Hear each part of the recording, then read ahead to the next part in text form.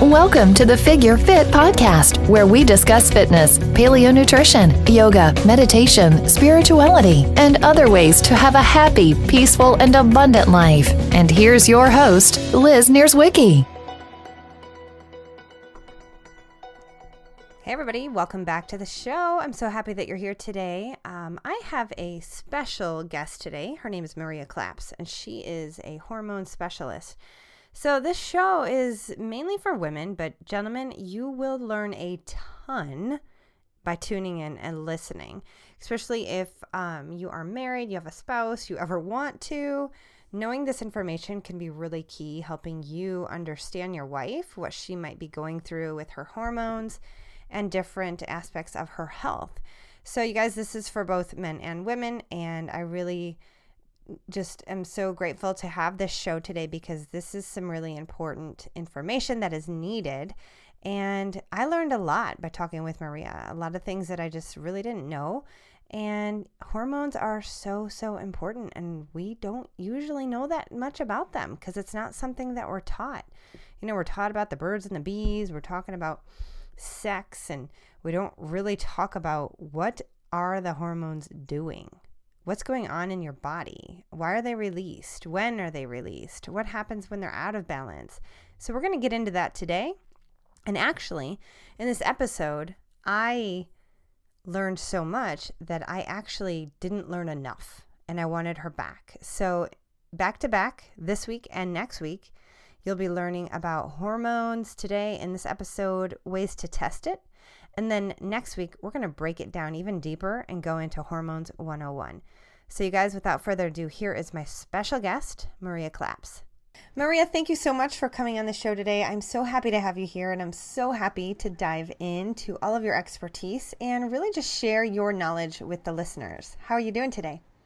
I'm great, Liz. Thank you so much for giving me this opportunity, because one of the things I realize is I love to share and I love to teach. So really happy to be here. Oh, good. Yes. You know, there's a phrase that I like to tell my teachers because I'm a teacher of teachers. And I always tell them to teach is to learn. But we also are always learning every time we begin to teach. And I have found that over the years, when I am teaching some of my yoga philosophy programs, the knowledge just goes deeper and deeper and deeper into my cells. So I'm true. so happy that you're here and we're able to share your gift with the world today. Why don't you tell the listeners a little bit about what you do? Sure. So I am a certified health coach, and my specialty is women in hormonal transitions. So that is basically perimenopause and menopause. I am also a functional diagnostic nutrition practitioner. So we do abbreviate that. That's FDN for short. And that is where I learned my clinical skills and my lab reading skills. And I've also studied with Dr. Sarah Gottfried, and she's the hormone queen herself. She's written a couple of books. And that really is basically my educational background. Very good. Let's talk about these. Let's break these down and just kind of dig deeper into them. Some of my listeners might be familiar, with what you do and what all this means, but let's just dive a little bit deeper into what this means. How would somebody even begin to work with you, and why would they come to you? Oh, sure. That's a great question. Thank you. So, women, when they hit perimenopause, which there's no really defined definition, medical or lab test that you can say I'm in perimenopause. It's really a function of age and symptomatology. But what happens is women start to feel the effects of maybe not eating right, maybe not having a good mindset, maybe, lack of or too much physical activity, where their bodies are beginning to break down. Now, obviously not all women, but a lot of women, and they feel like all of a sudden their health is going downhill, when really, truly, it's probably been building for years, if not decades. And then, they can't lose weight, or they can't sleep, or they're anxiety prone or a little bit depressed. So those are sort of like the common things that seem to crop up in perimenopause. Or I occasionally have women who come to me like, okay, I'm 44 and I just want to age well, and I know that my hormones are shifting. So what can we do, to ensure that I age well, I have my health intact, I can run around with my kids still and play with them. So that is pretty much where women start to turn inward. And maybe it's a time when they start to feel like, I can care for myself, and maybe I've been caring for others and putting myself on the back shelf for so long that they just start to realize this is something they want to do to take better care of themselves. Ooh, you just hit a nerve for me. It was a mouthful. Well, because, for me, I see so many sick people, women, and I just did a strong camp where a lot of the women were breast cancer survivors.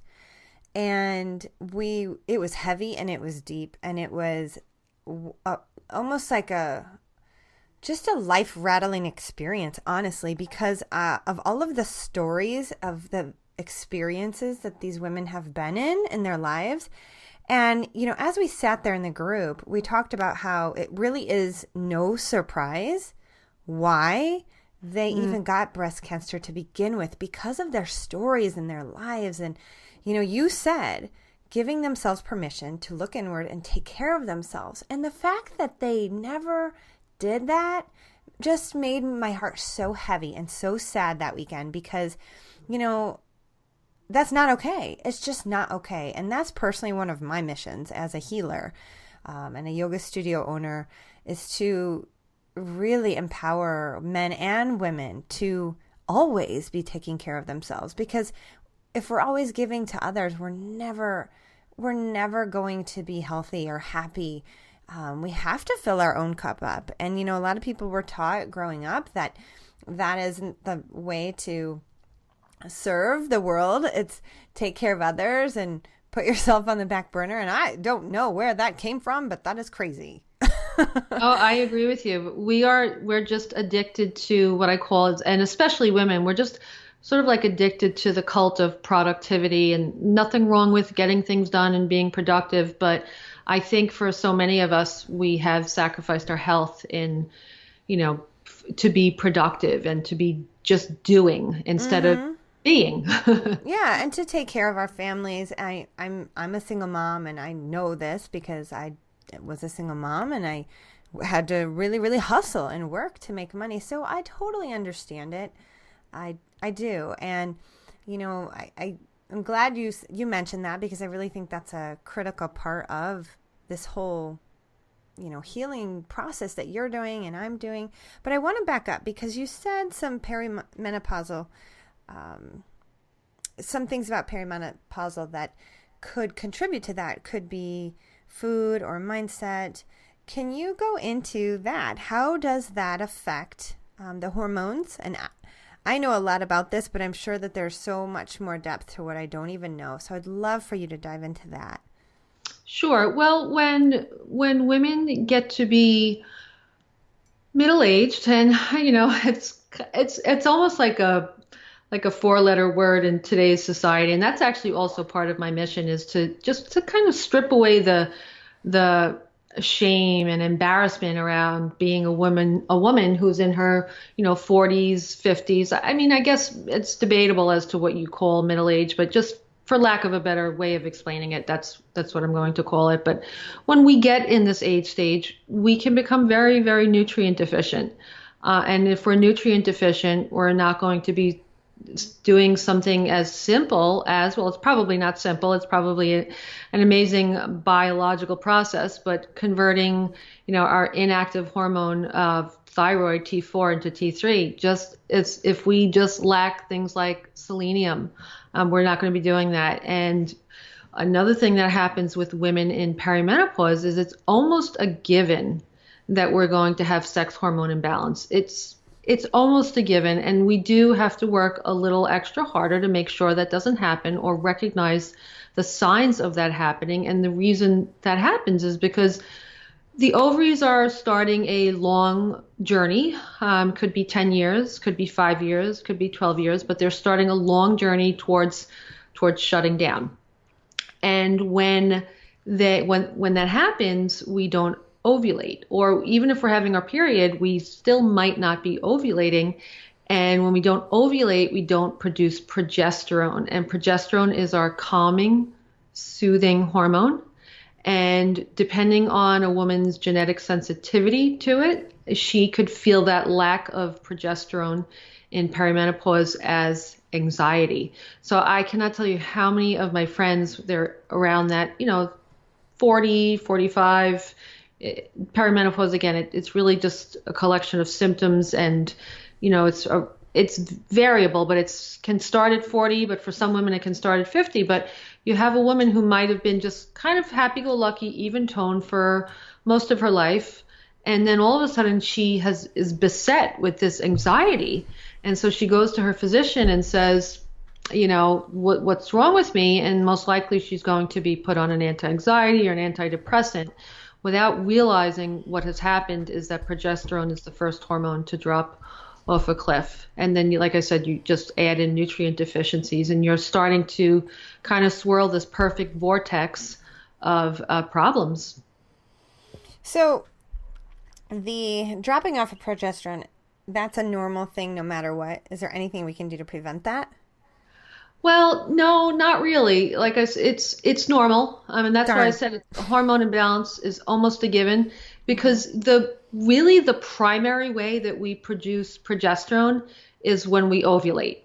Okay. And like I said, if we don't ovulate, we're not producing it. Or, we may produce a little bit in the peripheral nerves and the brain, but it's really minuscule. Mm-hmm. So I'm going to run with that just specific component before I go backwards and ask a different question. Sure. When we're going through, premenopause and menopause, and we start to lose progesterone, how long does that last? Because if somebody starts to feel anxious, and I guess for me, I'm looking at that going, ooh, that's scary, because it could be 5 years? It could be, how long would that last? It could be 5 years. It could be 10 years. I don't want to give any, I don't want to make women scared. It doesn't necessarily mean you're going to be anxiety prone for that long. And it doesn't even mean that you are going to be anxiety prone. I was, my perimenopause journey had zero anxiety, zero. Okay. What I had was insomnia. That was my big, perimenopause symptom that I hit the wall with. But so not every woman is going to experience that. But that's when you turn inward and you say, okay, how can I support myself? Does that involve bioidentical progesterone? Maybe. Does it involve meditation? Does it involve walking? Does it involve things like deep breathing? Maybe calming practices like the Epsom salt bath at night, things like that.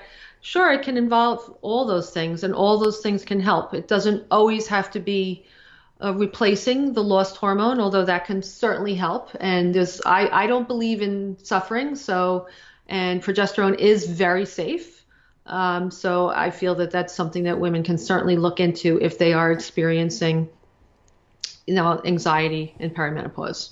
Are there any other symptoms other than insomnia and anxiety that you see? Yes. Yeah, that's a great question. So what's really interesting about perimenopause or menopause is most women think menopause is really the highly symptomatic time of life with the hot flashes and things like vaginal dryness and maybe low mood. But believe it or not, perimenopause is really the more rockier time, and menopause is you're running on a more even current.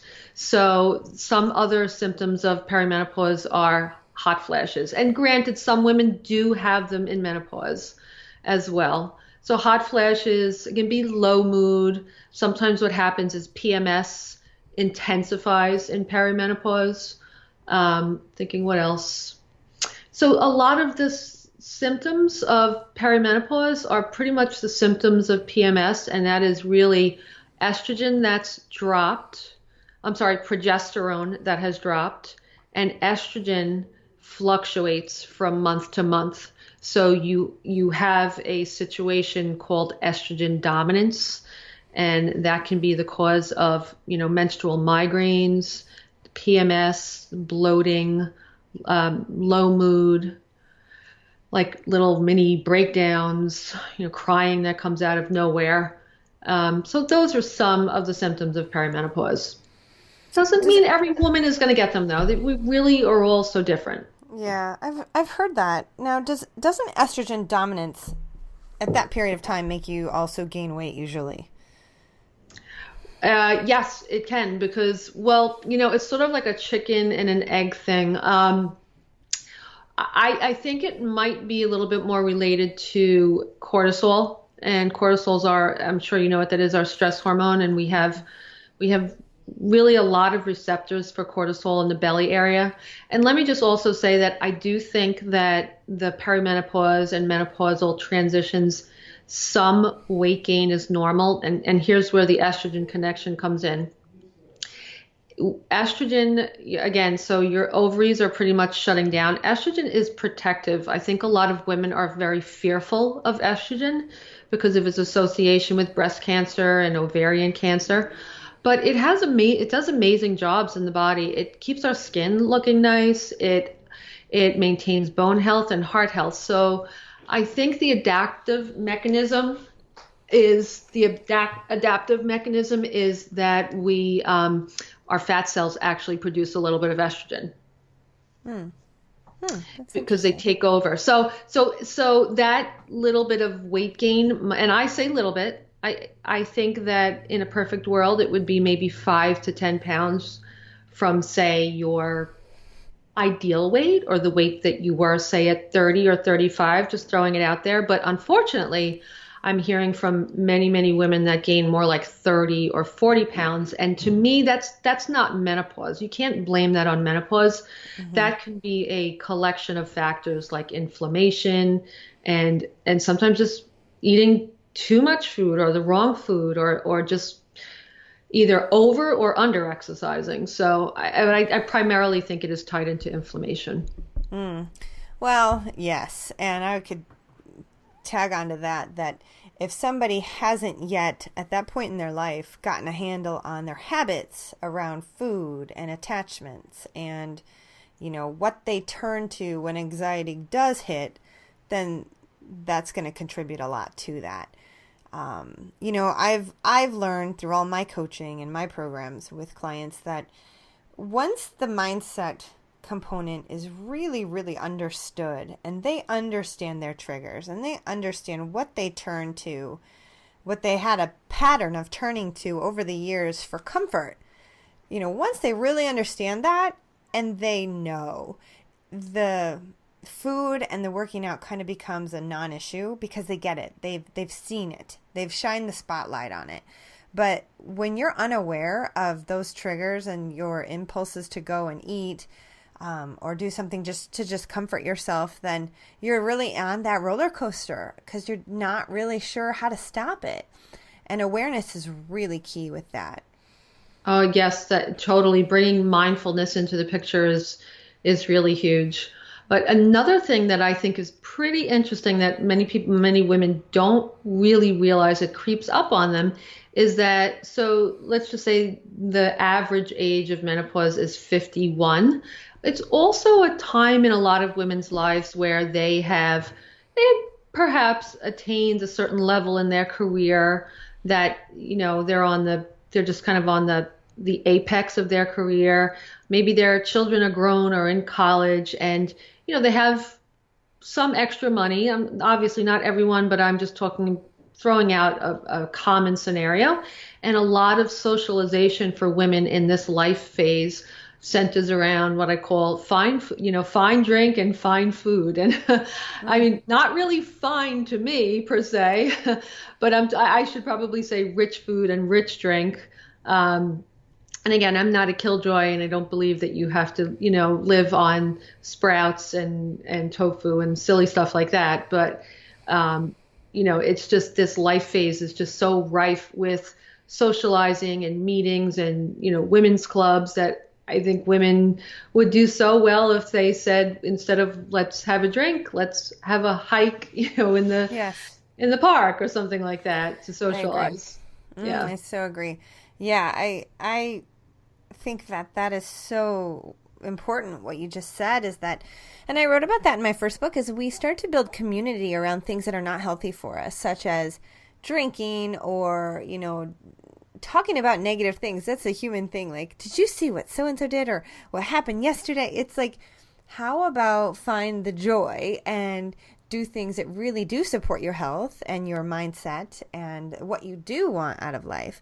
I think that is so important. And you have to actively design that for yourself and design that, because it really is it's easy. We like to eat, right? We like to go and just chill out and celebrate. And there's so many more fun things that we can do. One of my girlfriends and I will go to movies together, and we'll just sit and talk, and we will go and sit and write together. And sure, we do have our champagne days where we're like, let's have this champagne. But there are so many things that you can do, especially even just grabbing your friend and being like, let's go to yoga class, or let's go do this meditation, or even better, let's go travel. Oh, speaking about one of my passions, I love to travel. Me too. So fun. Building memories and experiences like that are just the best. Totally. Well, I want to circle back on the nutrient deficiencies. So let's talk about that, because what I'm kind of thinking is that, somebody, I'll use me as a guinea pig. Like, I feel like I'm super healthy, very, very, I'm paleo, so I eat really clean, and I eat multitude of vitamins and minerals through the foods that I do eat. I used to be a standard American diet, changed that back in 2012, and my health completely changed.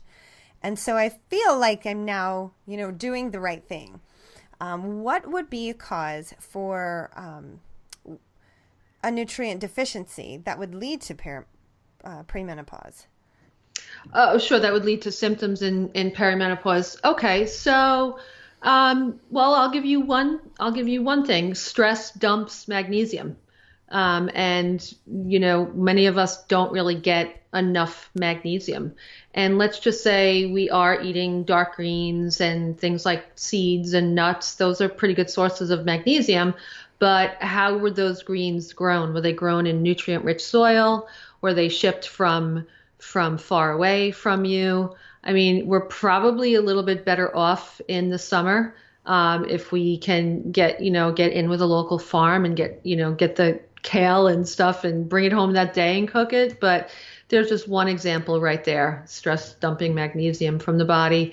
And then I would just say just the quality of our soil is important.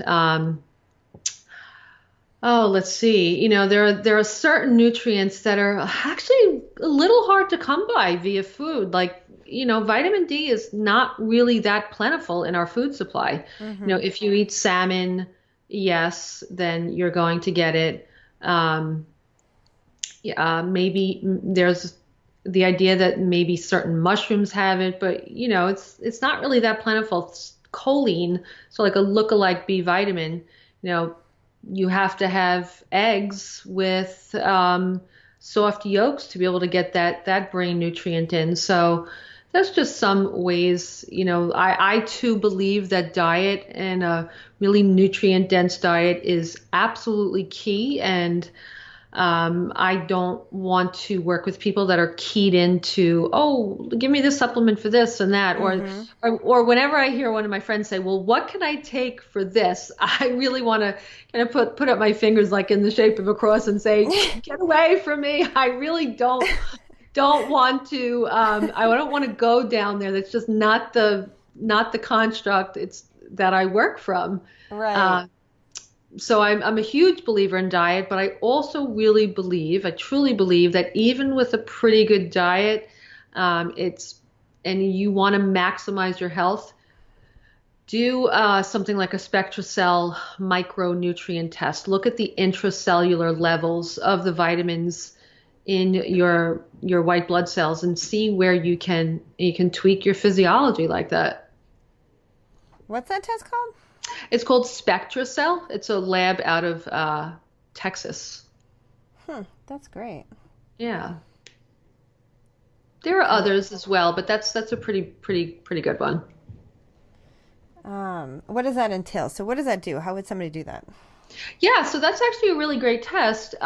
It's a blood draw, and they have blood draw labs all over the country. And I just so you know, I don't work with them or have any association with the lab. I just like them.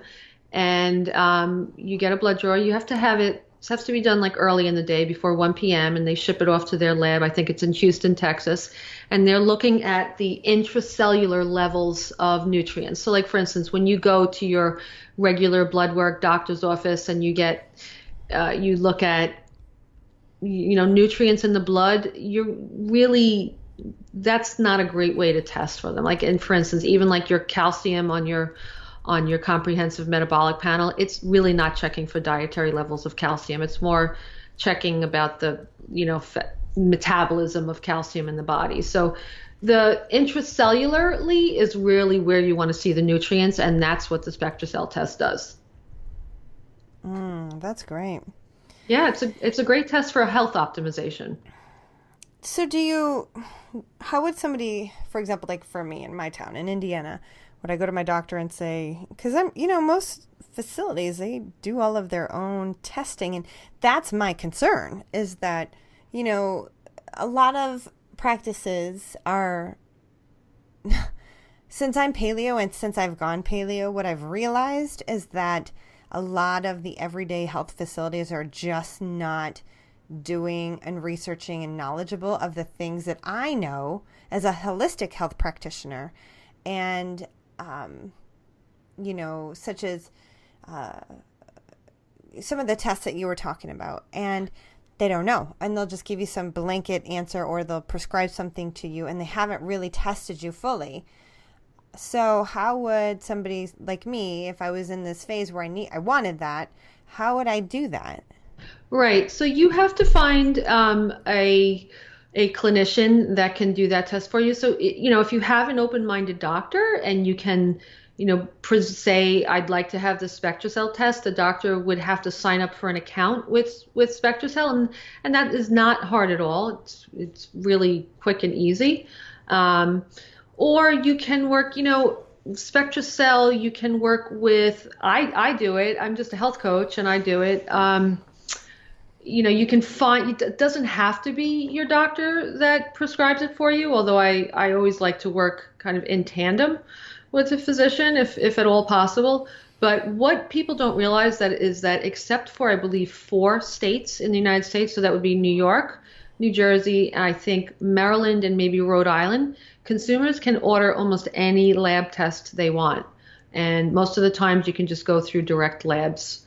But there's a big kind of consumer movement towards being able to order your labs. Now, the question is, what are you going to do with it if you're not skilled in reading those labs, obviously. But that allows people to work with people who are not necessarily licensed. Like, for instance, a health coach right now is not a license. There is a move afoot to credential us. There's a national consortium of credentialing for health coaches, so that might happen by 2018. But just because someone doesn't have a license, and I want to tread carefully because I do give a lot of credence and credibility to those who are licensed and who help people, but you don't necessarily need that to help people. And is this really sort of, I'm sure you know what that whole biohacking movement is, right, Liz? Mm-hmm, right. Yeah, mm-hmm. That's kind of, I think, grew out of that as well. Okay, that makes sense. Yeah. Yeah, I mean, I've never really dove into the biohacking, but I'm just very, very familiar with it. And I just always wondered, like, how did he do that? How did he, who he, I'm thinking of Dave Asprey. Yeah, of course. Yeah, I'm like, how did he do all this? Yeah. Right. But I've never, really thought to, go and research how, I'm too busy doing my own thing. What I like about it is just this self, you just pay attention to your health. But I personally too, I don't really get into that. It's a little bit too technical for me. I just really like to focus on the foundations of health and just enjoy my life. Well, I like that. So, okay, well, that's good. You answered my question about that. And I think that, for me here, in my own town, there's some facilities that are holistic health facilities or functional medicine practitioners. I think that's the word I was looking for. Right. And I would say I would start there even, Sure. My doctor, him and I have a really good working relationship because he knows of my background with nutrition science and what I do with my clients. So he will actually refer a lot of patients to me for basic things with nutrition and, just gut health, healing, getting people active again and not only active physically, but multiple different ways internally with their body and fixing mental aspects. But when I don't know, there's medicine. I don't know medicine. It's totally different. Mm-hmm. And I don't understand really hormones and blood work and things like that. So there's definitely always a different next step and a different level. And he's actually about to retire. So I'm like, what am I going to do? You have the hard work of finding a new physician who you can be collaborative with. Yes, exactly. So that's my work when it happens, and we'll figure that out when that needs to come. But until then, I am surrounding myself with a ton of people like yourself who know what they're doing, and that's one of the things I love about being in this industry and connecting with people like you because we talked about this a little bit off air before we even started, is that it's so important to really reach out and connect with people who are in this industry and having a different perspective, and because everybody has different experiences. Absolutely. Yep. Yeah. So my next question for you is, how did you get into all of this? Yeah, I love that question. Okay, so when I turned 40, I hit the perimenopause wall, and like I said earlier, it was insomnia and it was really bad. So I have really lived a holistic life, even from a young age. My parents were holistic minded. So I chose a holistic medical doctor on Park Avenue in New York City, thinking, well, that's the type of doctor I want to have on my team. And it really wasn't a great visit. He got me out of a hole, which is, I believe it's what medicine is for. It's to kind of get you out of a rough spot. But he didn't teach me the pillars of hormone balance. So he prescribed for me a bone health drug. I got so much testing done. I had a DEXA test done. I prescribed for me like estrogen, progesterone, testosterone. I'm only 40 at this point. And it was a little bit overkill. A ton of supplements, which I guess was a nod to the holistic side of things. But he didn't teach me about gut health. He didn't teach me about adrenal health. He didn't teach me about liver health, and he didn't teach me, about sleep hygiene, things like that. These are all pillars of hormone balance that a woman needs to do before even considering any kind of hormone replacement therapy. Absolutely.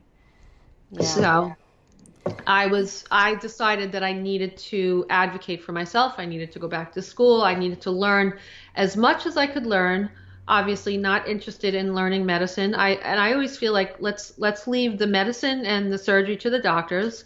Let's leave the exercise and fitness to the trainers, and the nutrition and stuff like that to the health coaches and nutritionists. Of course, with a little bit of crossover, that's fine. But so I decided to go back to school. So I went to the Institute for Integrative Nutrition. And that was good, but I know I needed to go a little bit deeper than that. So then I enrolled in the Functional Diagnostic Nutrition course. That was fabulous. That's where I primarily learned almost all of my lab reading skills. And so that's really a course in functional lab work, really hard course. I actually failed the final exam the first time around, but I learned so incredibly much by failing. I'm not afraid to share that. I actually value my failure because I learned a tremendous amount. I love that. Yeah. And I also studied in a program for practitioners with Dr. Sarah Gottfried.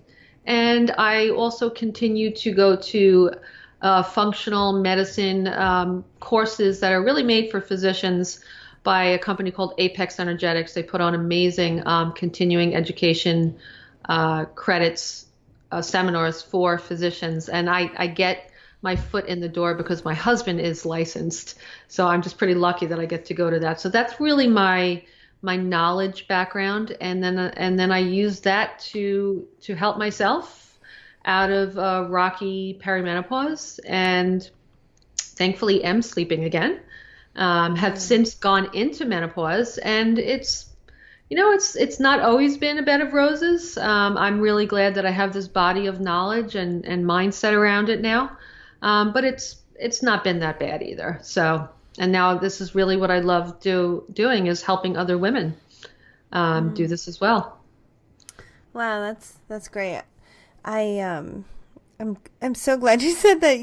Failing is funny. It's one of those things that I've really taken a different look at, because I think we tend to push that away. We have so much shame around failing, and what I've realized in this last year of life is that there's such a gem in that failure. There is a beautiful gem in every single failure. And if we can just find that gem, instead of shaming and pushing away the failure, and really it's like a 180-degree view at it, and just seeing it differently, asking your inner self to see it differently, and just being open to that epiphany, right? Absolutely. I'm a better practitioner because I failed the first time.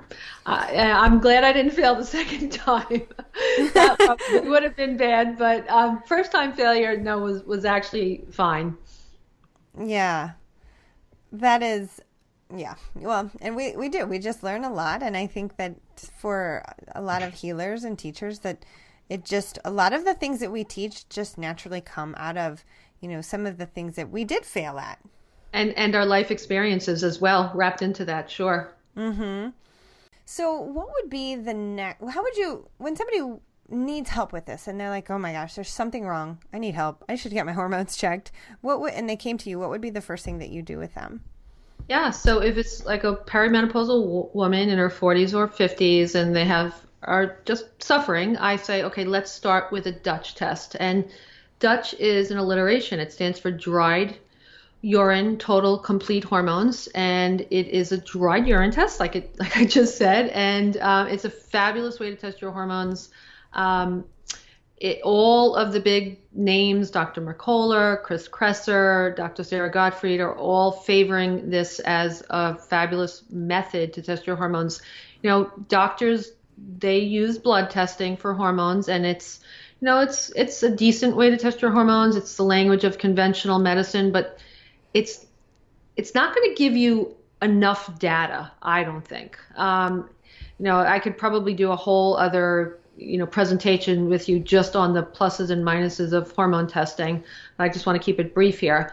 Salivary testing was the dominant model in the alternative health world for like the last 3 decades, but the science has advanced, and now we have the benefits of 24-hour urine testing in an easy test. 24-hour urine testing is a great way to test hormones, but it's clunky. You have to collect every last drop of urine. It's expensive. And so the creators over at Precision Analytical, and again, not associated with the lab at all, not affiliated with them, just really love the process that they've created. And now women can very easily do the Dutch test in their home, and they can find out so much information, whether they're estrogen dominant, what type, are they deactivating cortisol into inactive cortisone? Do they have enough progesterone to meet their level of estrogen? And then the reason why I think every single woman should do this test is because it tells you how you're detoxing your estrogen and how you're methylating your estrogen, another form of detoxification. And this data is so actionable. You can really make changes based on what your test gives you. And, you depending on what your issues are, you can see some great results as a result of getting the data and acting on it. Wow, that's incredible. Talk to me more about that test. So could I order that if I wanted to? Absolutely. Yeah. So And then I'd here's be what able I to would, read it. I can help you with that. Okay. Yeah. It's a high complexity lab. I have actually, I had a client last week. She was a pharmaceutical rep, and she's like, I'm in the industry, so I just ordered my own test, and I thought I would be able to understand it. She goes, but I don't. So I'm working with you now. And like I said, in most states, consumers can actually order their own Dutch test, but I really don't recommend that. You will pay considerably more for it, and you will not get lab support. So when you work with a clinician who has an account with Precision, we can get the test for you for like $150 less than what is printed on their website. So that's because they know you're going to be working with someone who's going to be interpreting it for you and helping you implement guidelines. Okay. Yeah. Very good. Oh, wow, that's incredible. Yeah, it's a great test. I think that pretty soon they're just going to be so busy. I can't imagine. The turnaround time right now for the test is about 10 days. They're going to have to increase their facilities because really most of the doctors that I refer to and that refer to me. I have a holistic OBGYN that I work with. He's like, saliva's a waste of money. He likes the Dutch test. He uses blood testing as well, but I just really think it's going to gain so much traction. And I really think every woman should do it just because of the whole estrogen thing. Right. So if somebody wanted to do this test and basically, choosing to work with you, how would they go about this? I mean, so actually, let me rephrase that question. Does Precision Analytical, are they the ones who actually do you take yourself and you go into the bathroom and then you pee in a cup, I'm assuming? Yeah. Yes, you can. You can just pee right on it's filter paper. Okay. And peeing in a cup is great, and then dipping the filter paper, and you let that dry, and it's like half the size of a small index card. You do this 4 times. It's 4 times in a 14-hour period. You basically do it at dinner, at bedtime, and then when you wake up the next morning, and then 2 hours after that. They dry quickly. They give you a tiny little plastic baggie to put them in. You pop it in a plain white envelope that they give you, and you put 1 or 2 postage stamps on it. It's not difficult. You don't have to send it on ice or in bubble wrap. It's really, really easy and efficient to do. Okay, so that's like, I'm such a visual person. I'm like, I have to know, how is this working? What are we doing? And then, so then you send it off to them and they read it, and then they send you, or they would send you the data. Yes. So they would, if you're working with me, then they would send me the data. And as soon as I get that in, they have an online portal. I release the results to my client. And that's when we have our what I call my results and recommendations visit. So, and then I use Zoom, which is similar to Skype, but we can screen share, and I go over the results, and that's about it. And then I give them 30 days of email support because sometimes questions come up or they don't understand something. So. Yeah, definitely. And then so from there, give me an example of what, I know you can't give names or anything, and I'm not asking for that, but give me an example of what you would do with somebody's results. Like, what would be different things that you would share with them, and how would they tweak their life from knowing what they now know? Oh, sure. Okay. So, for instance, we break down estrogen into something called 2-hydroxyestrone, 4-hydroxy, and 16-hydroxy. So 2-hydroxyestrone is considered protective. So we need to have 70% of our metabolites show up as 2-hydroxyestrone, or at least 70%. And now if that is not the case, that's a little bit concerning to me. So they need to then, so if their overall estrogen is high enough to support this, they need to take a supplement called DIM, which is diindole methane. It's basically just an extract of cruciferous vegetables. You could certainly also greatly up your intake of cruciferous vegetables, your broccoli, your cauliflower, your arugula, things like that. But, depending on the state of your gut health or your thyroid, you may be limited in the amount that you can eat or the way that you can eat them. Well, obviously for thyroid people, they're better cooked or steamed. And for people like with Crohn's, they might have a problem just eating that stuff. So food definitely. And then for some people, they would take DIM, which is basically all that stuff really concentrated. Mm-hmm. And then DIM is very, very good at nudging that pathway to be 70%. So I've actually saw someone who only had 15% of 2-hydroxyestrone when it needs to be 70. Oh. That's really bad. And so on the flip side, we then her 16-hydroxyestrone, which should not be more than, it's either, I get them a little mixed up. I think 20%, it might be 10, but that was flipped. So she had a flipped ratio, and her quote unquote bad estrogen was at the 70% mark. So that's really not good. And I say bad estrogen in quotation marks. We still need some of these estrogens because they're the proliferative ones. So they help to maintain the bones and the heart, but we don't want them too high. Mm-hmm. Because they're more implicated with things like cancer, which is a proliferation of cells. And estrogen is a proliferative hormone. It's a growth hormone. Mm-hmm. So DIM, would do that. Sometimes it's looking at the Dutch test can actually show you, it's an indirect measurement of liver health. So it can tell, and that methylation marker tells you how well you're methylating estrogen.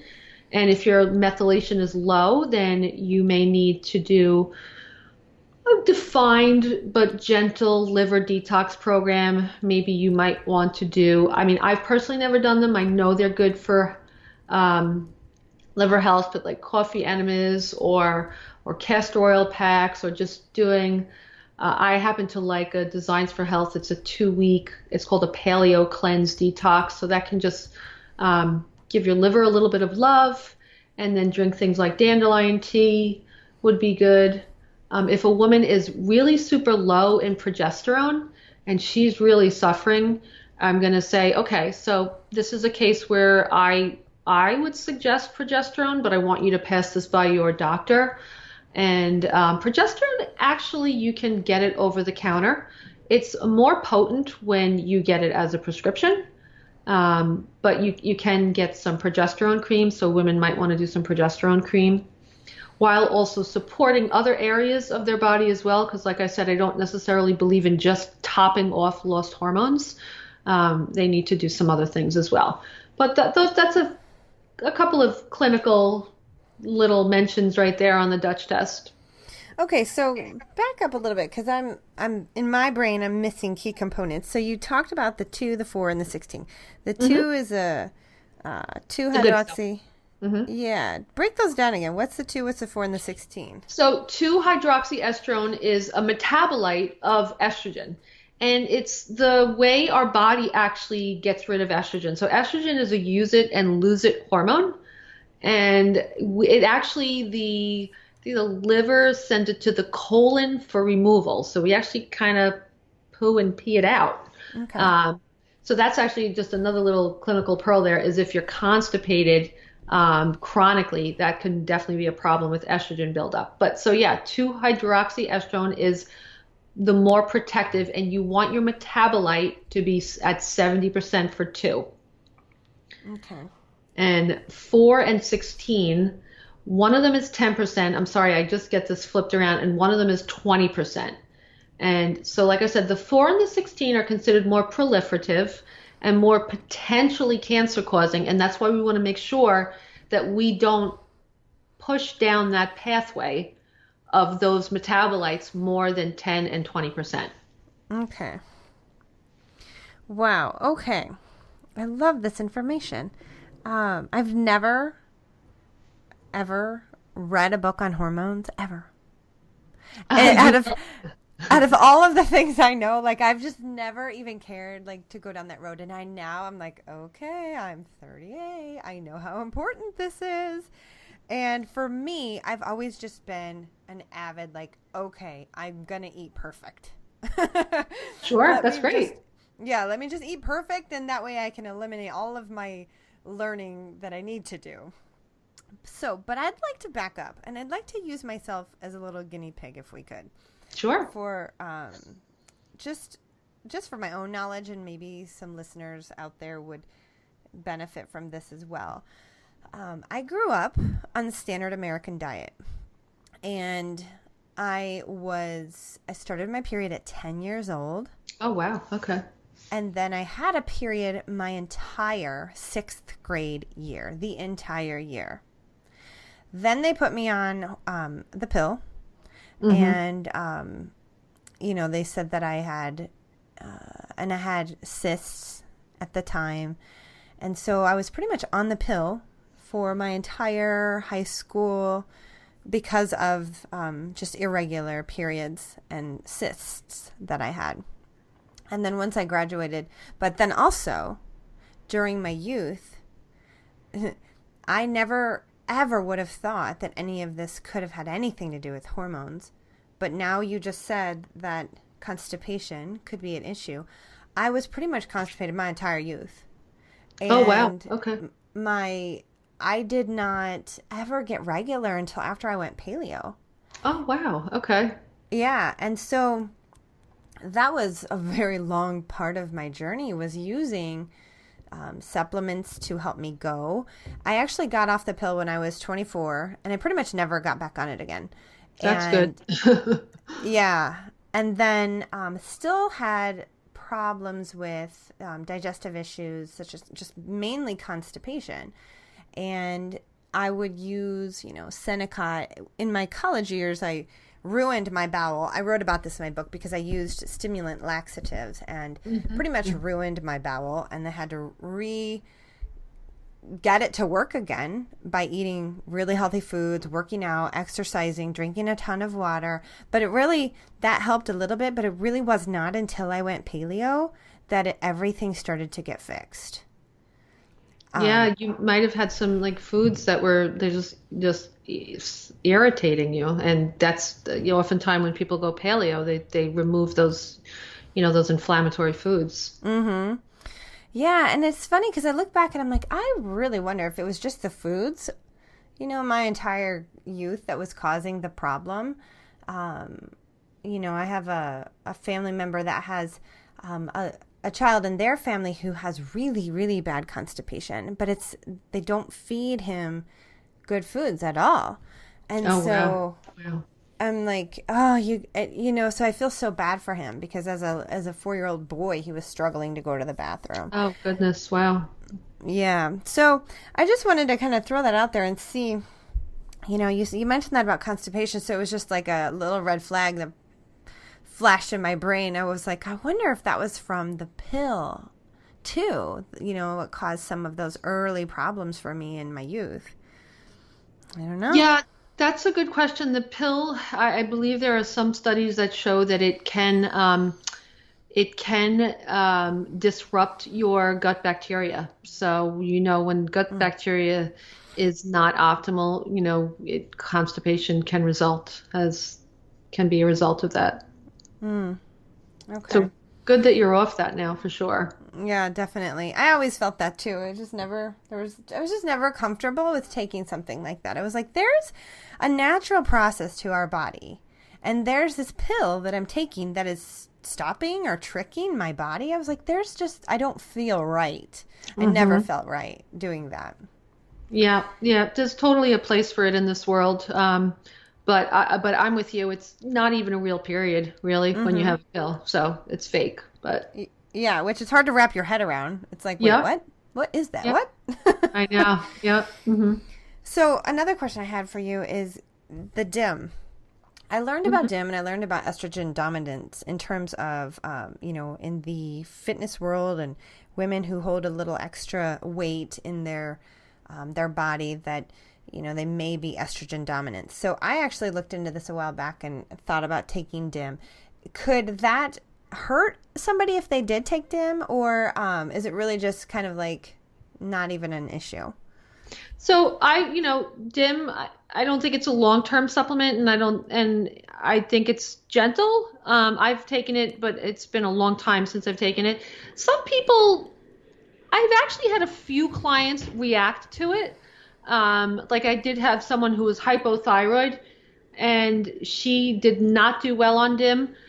I think that DIM can help. Where I get concerned about DIM is with women who are, say, maybe over 45 or 50, because if you are low estrogen, overall low estrogen, and you take DIM because your estrogen metabolite ratio is not optimal, then what's going to happen is you're going to really obliterate estrogen altogether, and you don't want to do that. So particularly for older women, I don't like to see them just willy-nilly taking DIM without testing, because you don't want to kill your estrogen. You want it to detox correctly, but you know, if you're really low in estrogen, then DIM is, I think, is contraindicated.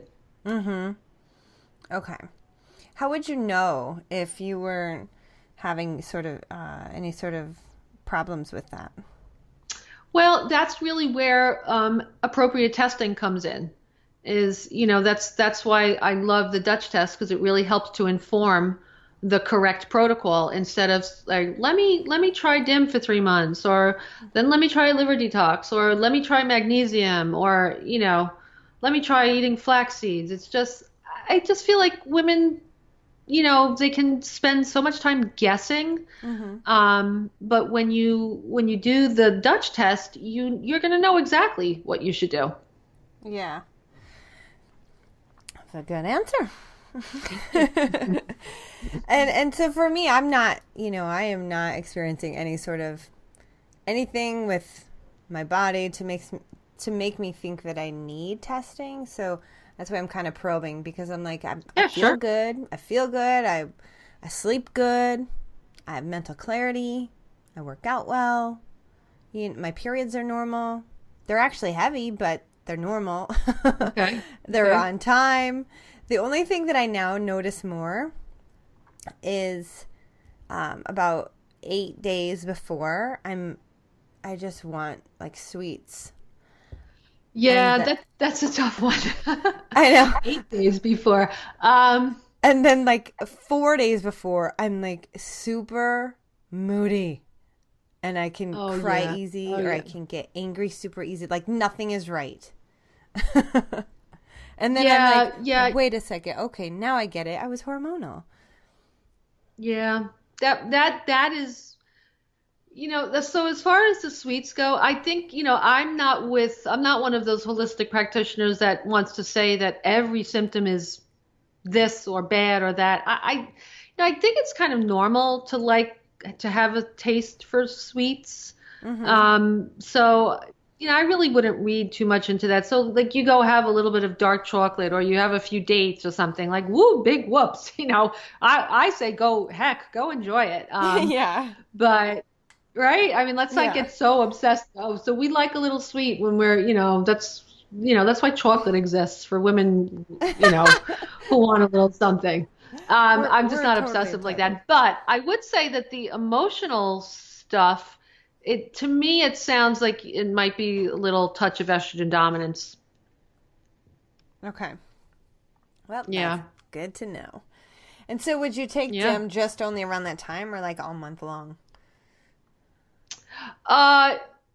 No. Would I take, no. No, DIM, I probably, if you were estrogen dominant, and the emotional stuff, one of the best remedies for that is, have you ever heard of Vitex or Chase Tree? No. It's an herb. It's really helpful for women with PMS symptoms.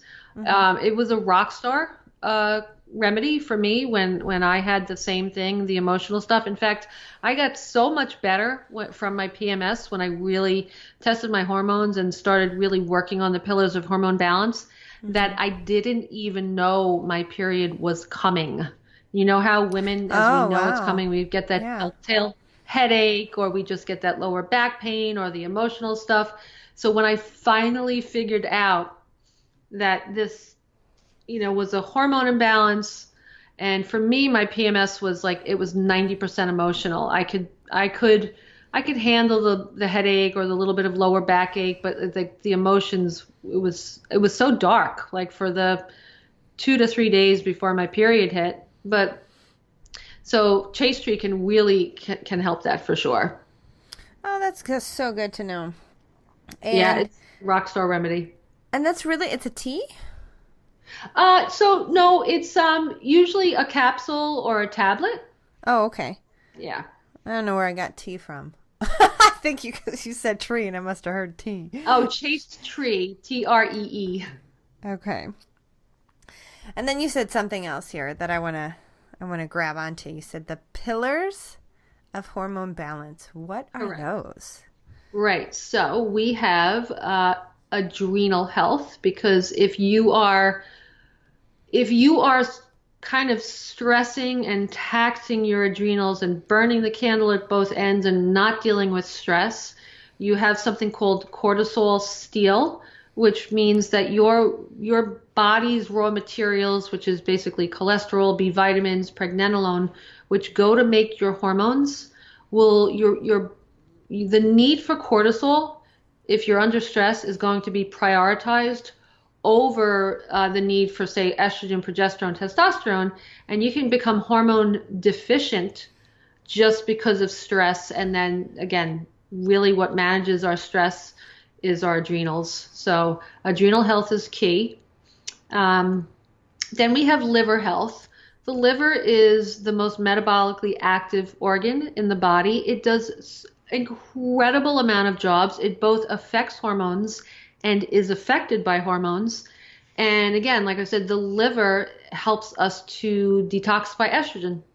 So if your liver is just not getting the nutrients it needs, and that's another thing, liver depends on a huge amount of nutrients. So if it's just not healthy, you may not be able to detoxify estrogen, and this can cause high levels of estrogen to build up. So liver health, adrenal health, gut health, because as you know, the gut is really central to our whole body health. And we have certain bacteria that may code for estrogen. So we just want to make sure that we have, a good bacterial population in our gut. And I always leave out the fourth one. It's the adrenals, the gut, the liver. And then I'm just going to say the appropriate exercise, not too much, not too little, in order to make sure that you're maintaining your bone health and you're not surging your cortisol because you are, just over exercising. And for me, the exercise red flag is, do you feel good afterwards? Do you feel good? Because if you feel like crap, you're probably not getting, doing the right type of exercise for your stage of life. Mm-hmm. Wow. Okay. That's so good to know.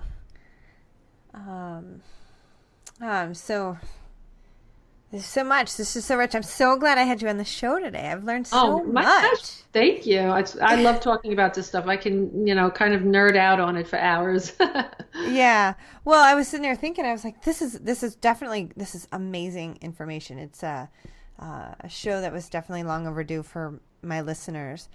And I think that it's going to be probably one of the best, because all of this information is really key. And I think that a lot of my demographic target market here right now that are listening to the show, they need to hear this. They need to know this information. A lot of the stuff that I've been talking about over the years is gut health, and obviously exercise, and mental health, mindset. And now recently I did get into talking to my community about adrenal health, because for a while I was dealing with strep throat. This past year I had a tonsillectomy, and I didn't know exactly why I was so sick with strep, but it attacked me and it wouldn't let me go. Oh, wow. Okay. Mm-hmm. And so I ended up having my tonsils removed. So I really dove into researching adrenals and the adrenal health and what I could do to really help myself there in that regard. So I'm really glad to bring in the hormones now and just talk more about that. I think that we could even probably go deeper into the subject. I would love to. Yeah, we can. I know I was touching on the hormones and things like that, but sure, we can just do a hormones 101 for your community. No, that would be great. I'd love that. Yeah, let's do it. Why not? Awesome. I think it's, it's absolutely needed. And the more they can know about this, the hormones are so critical. And I think a lot of times we just kind of play it off. We don't really think about it too much. But if the hormones get out of whack, then we're in a world of hurt. And then we don't really realize it until we're there and we're like, whoa, holy smokes, what got me here? And you're like, hormones, what? Totally. Yeah. Mm-hmm. Yeah. Okay. Well, good. I'm so happy to have you. I hope that this was really amazing for you today. Is there anything else that you want to share today? That if women are going to get their hormones tested, please don't do a saliva test. The science has advanced and you really just want to check out the Dutch test. So that's probably would be my parting words. Okay. Very good. I love it. And then how can the listeners find you, reach you, and all of that good stuff? Sure. So my website is nourishandflourishhealth.com. And if you would like to grab I think it's a 4-page guide to thriving in perimenopause, and it explains the hormones, and I have my 1 or 2 of my favorite recipes and stuff like that. It's not a super long read. I try to make things concise, and it is at Maria Scopes, so that's SCOPES, mariascopes.com. It just lives at that page, and they can download it there. Awesome. Very good. Well, once again, thank you so much for coming on today. I'm so happy to have you here. Oh, absolutely my pleasure. Thank you, Liz. Thank you guys so much for spending your time with me today on the figureFIT Lifestyle Coaching Podcast. I am incredibly grateful that you stopped by. If you could take just 1 second to share this episode with someone you think would love it and who can use it, I would be so incredibly grateful and honored. And I know that your friends will thank you too. Also, if you feel so moved, we would be incredibly grateful if you could go into iTunes and leave us a rating and a review. Leave us an honest thought, an honest comment. Tell us what you think. Tell us what you love. Tell us what you need more of.